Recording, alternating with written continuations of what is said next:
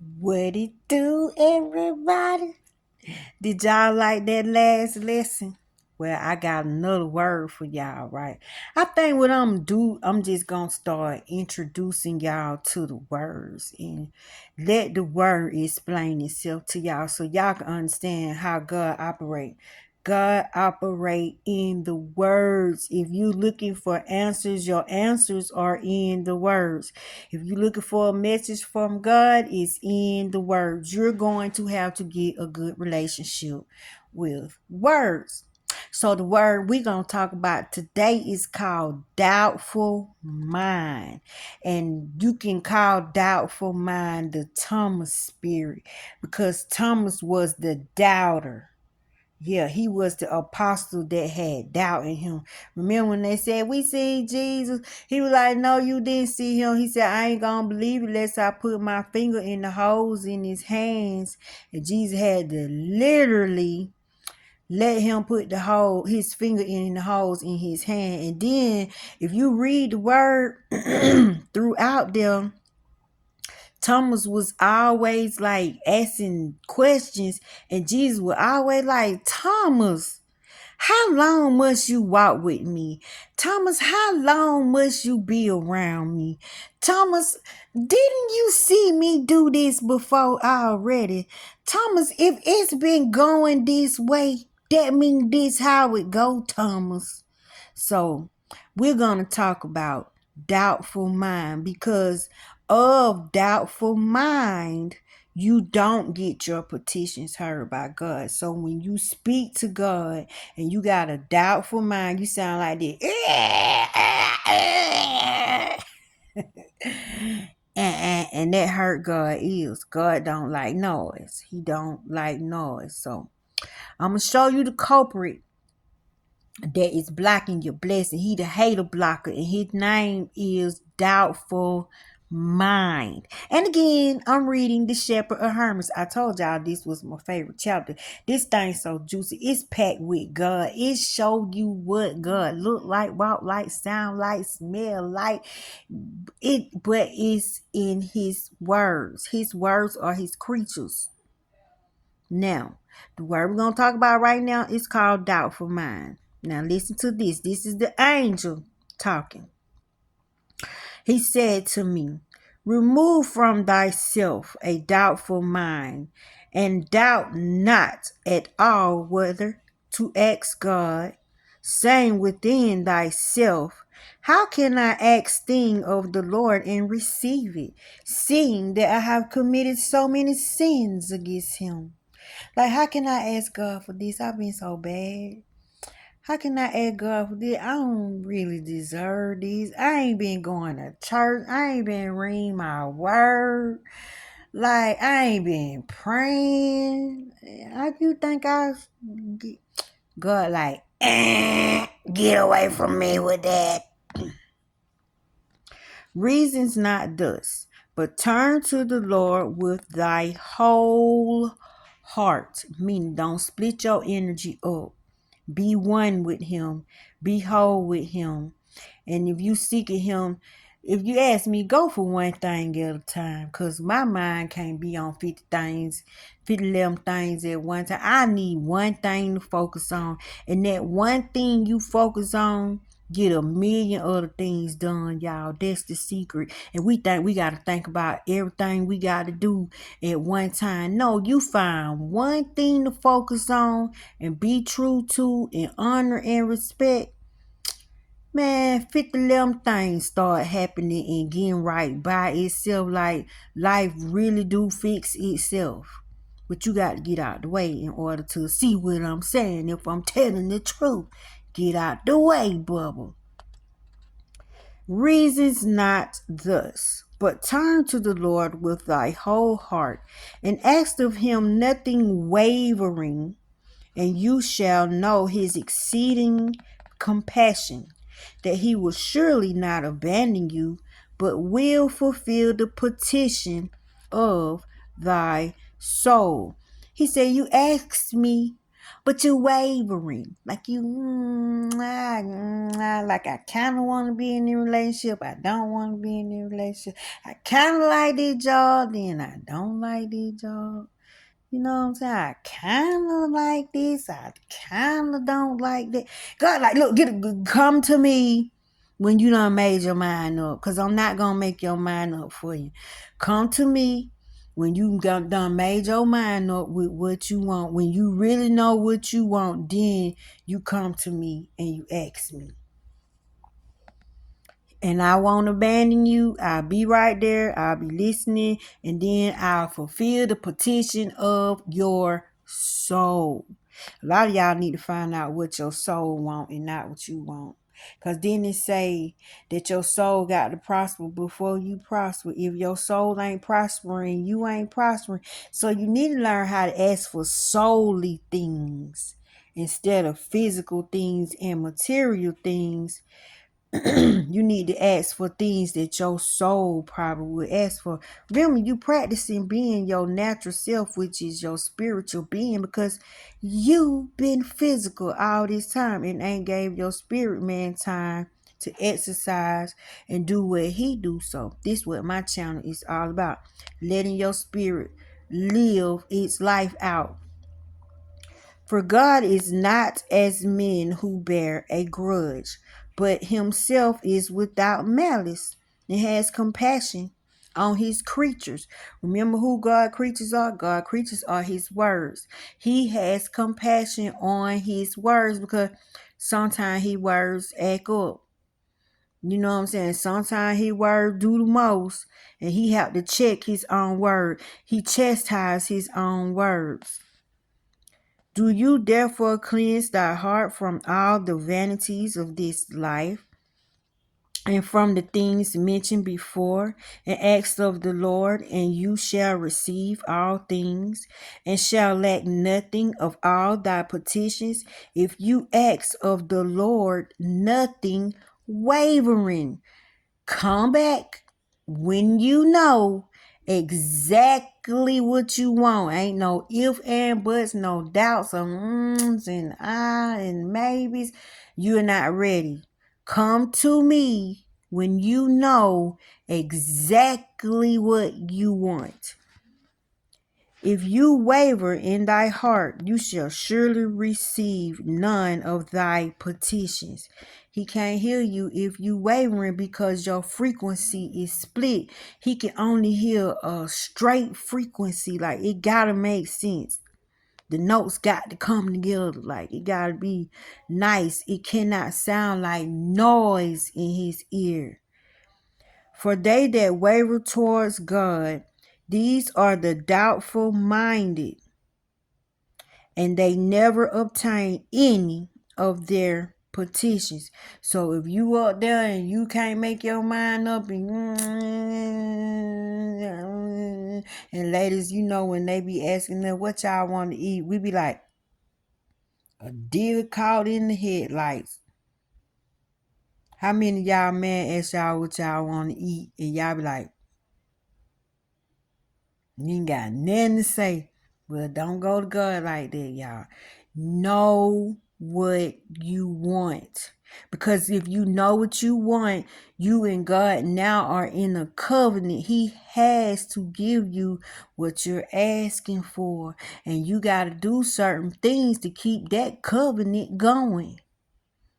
You can't do that stuff you used to do. You in a covenant, meaning you got to change your ways. You got to change your thinking, and you got to protect the goal. Like, you got to protect the goal with tooth and nail. If you went to God and you asked God for something, meaning you really wanted, you better not go asking God for something you don't want. It's better not to ask. Like he said, it's better for you not to have been born. That's what that means. But they that are complete in the faith make all their petitions trusting in the Lord. And they receive because they ask without wavering, nothing doubting. For every doubtful minded man, if he repent not, shall hardly be saved. Lord, forgive me for doubting you. Forgive, what am I thinking? You created the heavens and the earth. Lord, you put everything on this earth. You spoke and your words got up. You keep the moon and the stars. You keep the sky and the firmament divided. You created night and day. What? How is it that you can't bring me a car and you can't bring me a house and you can't get the job that I want and I can't have that relationship that I really, really want? And I can't be where I want to be in my career. Like, that don't make no sense. You God, you could do everything. So don't go to God wavering, because God don't waver. You better not waver. Monkey see, monkey do. Cleanse therefore thy heart from doubtful mindedness and put on faith. Faith is a job. Faith need work. You got to practice, meaning if you ask God for a specific car, don't you waver. Don't you sit up there because it's taking too long and say, well, I'll get a motorcycle, or I guess I'll get a scooter, or I'll get a whatever. If you ask God for something, stick it in there. Like, be like, oh boy, wrestle with the angel. I ain't letting go till you bless me. That's how strong you got to believe in the thing that you're asking for, because God is going to give it to you. And if God giving it to you, that means he touched it, y'all. If God giving you something, that means he commanded it. If God giving you something, that means he created it. If God give you something, that means he done investigated it. He done inspected it. He done took all the nooks and crannies out. He done took all the leftover hanging payments off of it. He done, you know what I'm saying? He done checked that thing. He done gave it to you, and it is not going to turn around and bite you in the butt. It's not going to be like, oh my God, I asked for this thing. And because God is not going to give you anything that is going to lessen you, hurt you, or make you stagnant, or make you see lack. God is not going to make you sick. God is not going to steal from you. God is not on that. So when you go to God, be for real when you asking for your stuff. Know that's what you want. And when God give you the resources, you better not go help Billy Jane, Paul, and Bobo them. You better take what he gave you, and you best to keep the covenant and get the thing that you asked for, so you can see your own power, so you can see that God keep his promises, so you can have that personal experience in that personal relationship with him. The beauty is not in getting the car. The beauty is not in getting the relationship. The beauty is the way on to getting it, the journey before you get there. That's where the juice at. That's where the details at. That's where your testimony come in. That's where you could tell somebody your story.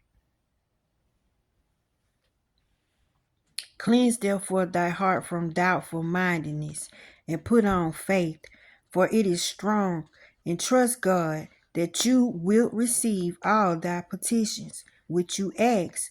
And if after asking anything of the Lord, you receive thy petition somewhat tardily, it might take a while. Be not of doubtful mind, because you didst not receive the petition of thy soul at once. Sometimes he proportion your stuff out. Remember, people and places got to be manipulated. Energy got to be transmuted. Somebody got to be here at this certain time. Somebody got to be there at that certain time. They orchestrating the experience just for you. For assuredly it is by reason of some temptation or some transgression of which you are ignorant, that you receive thy petition so tardily. Maybe doubtful mind done snuck in on you. Maybe you don't believe that you really deserve what you asking for. Maybe you done let negative thinking tear that thing up and mess it up and tell you that you not worthy of having it. See, You got to protect the goal. Imagine playing soccer. You're at the goalie. You're the goalie. You trying to block the ball. Your blessing is inside that basket. The negative thinking is that ball coming toward what you got going on. You can't let that get in there and mess that up. You need a straight frequency that is asking without wavering inside that net. Do you therefore cease not to make thy soul's petition, and you shall receive it? But if you grow weary and doubt as you ask, blame yourself and not him that gave unto you. Don't blame God because it took a while, because you got impatient, because you couldn't wait for everybody to be in the right proper place, because you couldn't wait for the proper time. He said, don't blame me. And don't let doubtful mind creep up in your asking, in your waiting. Don't let doubtful mind tell you up. The doubtful mind come along and say you ain't got the money. Say, I don't supposed to have the money. God doing it, he buying it. You say it's taking too long. Of course, because God don't want me stressed out when I get it. You know what I'm saying? You got to find the word in you to fight. You got to duel for your blessing, because negative thinking is going to rise up, and is usually in the waiting period. See to this doubtful mindedness, for it is evil and senseless, and uproots many from the faith, yea, even very faithful and strong men. For indeed this doubtful mindedness is a daughter of the devil. So one of the devil daughters' name is doubtful mindedness. Don't hang out with her. I can just imagine her all in your ear telling you you ain't gonna get your blessings, you ain't worthy. I can just imagine what type of words following her to make you doubt and waver. Then you become invisible to God. God can't hear you nor see you. For indeed this doubtful mindedness is a daughter of the devil, and works great wickedness against the servant of God. God, look at God. He got you walking. You been asking for a car for a whole year now. You ain't even got no car. Look at you. Look at you. It try to get you when the time done went by for a while, y'all. You got to keep the faith no matter what it say. You got to protect the goal. Therefore, despise doubtful mindedness and gain mastery over it in everything, clothing yourself with faith, which is a strong and powerful. Clothing yourself with faith, which is strong and powerful. Remember, she's the woman with the strong arms. Get her to yoke them negative thoughts out. Go handle that for me, Faith.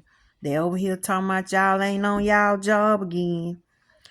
For faith promises all things, accomplishes all things, but doubtful mindedness, as having no confidence in itself, fails in all the works which it doeth.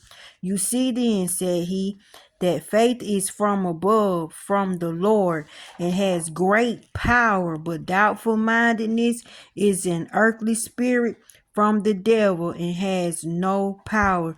Do you therefore serve that faith which has power, and hold aloof from the doubtful mindedness which has no power, and you shall live unto God. Yea, and all those shall live unto God who are soul minded.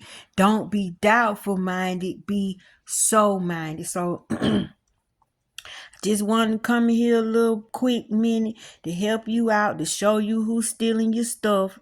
The thief named Doubtful Mind. So some of y'all need to go in there and chastise Doubtful Mind and tell Doubtful Mind you soul mind. I'm soul minded. I'm soul minded. I'm so minded. I'm so minded. I'm so minded. I'm so minded. See that? You got to find a way to duel with negative thinking. Why I can't have that? Other people got that. Why I'm not worthy? Just tell me why I'm not worthy, and wait. Don't tell yourself why you unworthy to have everything, because that's your butt telling you you can't have stuff because you don't believe in yourself. So why don't you just ask, why I cannot have it? Tell me why I'm not worthy. Tell me why I can't afford that when I ask and it's given. Why? It exists already. It's already done because I said it out of my mouth. So the vibration of what I asked for appear in the vibrational world. It's just on its way. You know, when you speak, you create shapes. When you speak, you create colors. When you create frequency, you create vibrations. Them vibrations be shaking like that sand in the box when it comes to vibration, and it turn into different shapes. Well, when you speak, that's what your stuff is doing in the ether. It's in the invisible realm. All you trying to do is get it to shake out of there. But it ain't gonna come if you let doubtful mind trick you out of it. If you let doubtful mind tell you that what I just said is not true. It's an untruth. So protect the goal. Your goal is to get what you want. But don't go to God sitting up there and you scared and you don't know if you really want it. When you go to God, God gonna give you what you want. That's why a lot of y'all screaming right now, because your life turned upside down. Your butt asked for change. You told God you wanted your life to be better. So he undid everything that you did so he can redo it himself. And some of y'all are, I'm stressed out. I don't know what to do with myself. Well, you shouldn't have been crying to God, because when you ask God to fix something, you don't get to tell God what to do.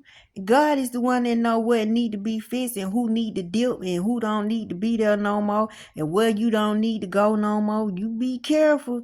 Don't be sitting on there mumbling and complaining and then say, God, I need you. God, are you listening? God, don't do that, because God gonna get a hold to your stuff. And maybe you don't like your man or your woman today, and you just mad and said, God, I'm ready to get out of this. And then he turned around and get up like, God, I went for real. Hold on. Hold up, God. So don't go to God. You gotta, this man don't lie. Everything he do, he create. So don't go to him and then you gonna go crying, you gonna go weary, you gonna go stressed out. You better go take a nap and make sure you really do feel bad and you just not having an emotional moment. Stop playing with God. Y'all don't take God serious because you can't see him, but you sure can speak him. And if you pay attention to your words, you can see him every goddamn well. Everything you looking at names something. But whatever name you choose to act out in your behavior is how you serve God. And how you serve God is what you do in your free time when ain't nobody looking. That is called worship. Not hallelujah. Praise the Lord. That's not worship, boo. True worship is, what do you do when nobody's looking? What do you do when nobody don't tell you what you need to do? What do you do on your own? What is your nature like? What do you do with the gifts that God gave you? Are you sitting on them? Are you dookie on them? Are they sitting somewhere rotten? You holding all this treasure in and ain't giving it out? Check yourself before you wreck yourself.